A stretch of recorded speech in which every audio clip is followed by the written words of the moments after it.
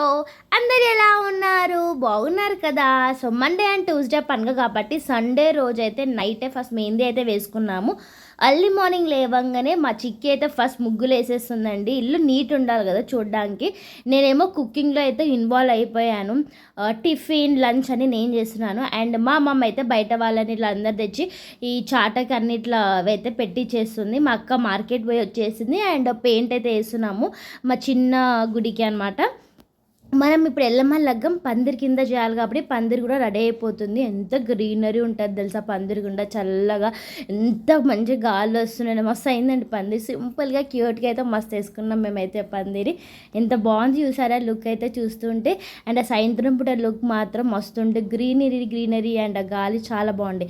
And evening కాగానే పండుగ అన్నప్పుడు పెళ్ళి అన్నప్పుడు మనకి గాజులు మస్ట్ కాబట్టి సో గాజులు అయితే వేసుకున్నాం. ఫస్ట్ మా అక్కకైతే వేయించేసాం. మా అక్క అయితే వెళ్ళిపోయింది గాజులు వేసుకుని. మేము గాజులతో పాటు మిగతా వస్తువులన్నీ చూస్తున్నాము.